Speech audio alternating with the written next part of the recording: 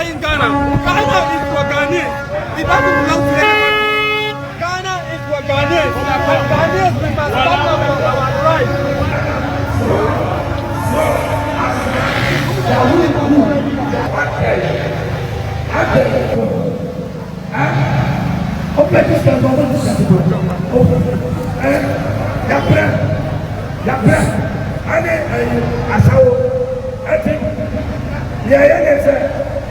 Peaceful war.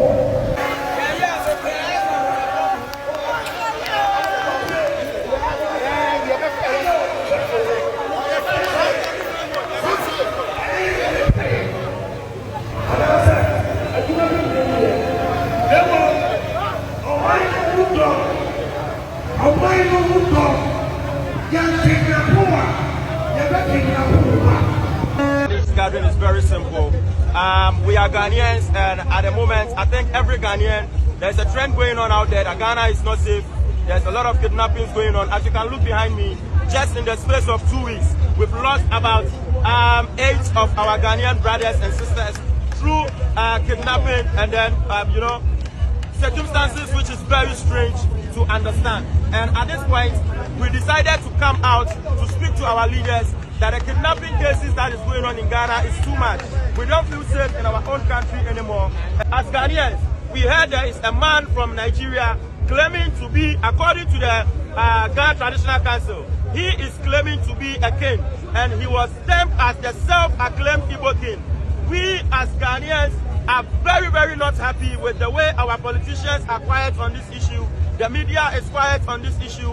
Our mainstream musicians, everybody is quiet, and we as citizens on this country, looking at the atrocities some of our neighboring countries are committing in Ghana, we cannot sit down and allow them have a king as well in Ghana. So before you go there, so who do you blame for the lives that we've lost here? Who are the cause, or who do you blame for that?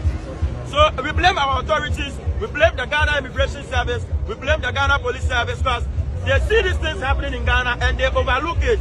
And at this point, we are putting all the blames on them, and we are telling them straightforward that they should sit up and then do the needful, because the citizens of this country who voted for them and then give them the mandate to be the police, to be the immigration, we are not safe in the country anymore. And these are the evidences of life. So why is the focus on the Nigerians?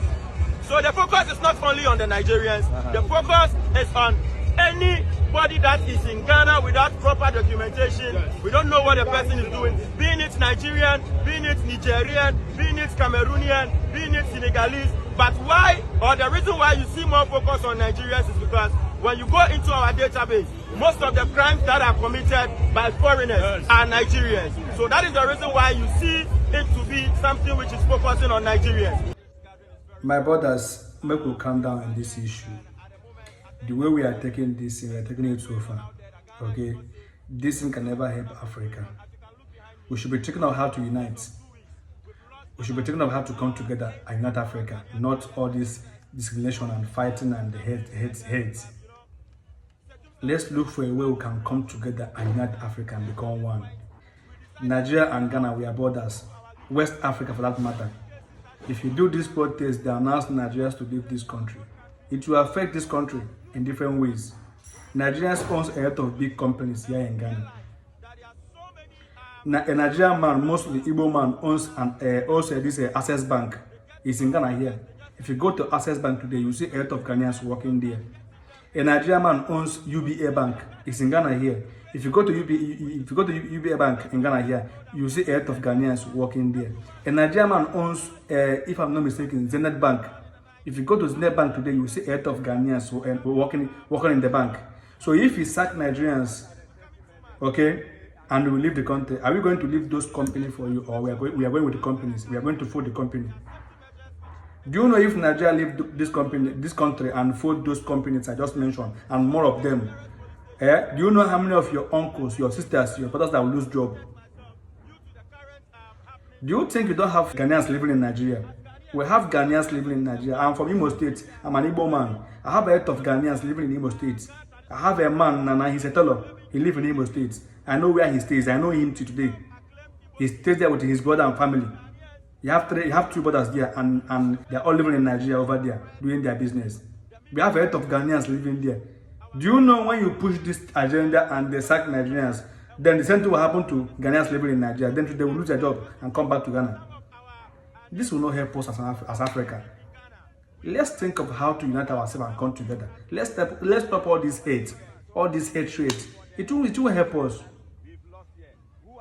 Our forefathers have fought for unity. They tried their best to make sure that they unite Africa. They tried everything possible to give us unity, but they wasn't able to achieve that dream. We should be thinking of how to help to make sure that we achieve those our forefathers' dream. Someone like Dr. Kwame Nkrumah. Let's think of how to come together, Africa. Let's stop all this hate. It won't help.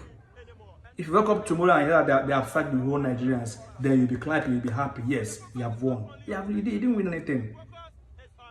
We still have a long way to go. Please, let's stop this hate. It won't help us at all. Let peace reign, please, Ghanaians. Let peace reign. If any Nigerian person living here is being caught doing anything wrong, let the law handle them. It don't do because of one person you see or one Nigerian person have done something wrong or two have done something wrong. Then you just count the whole Nigerians they are doing things illegal in this country. No, some are living here doing their business legally. Me, I do business. I don't do anything illegal in this country.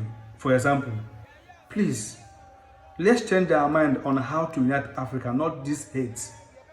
God bless Africa. God bless Ghana. God bless Nigeria.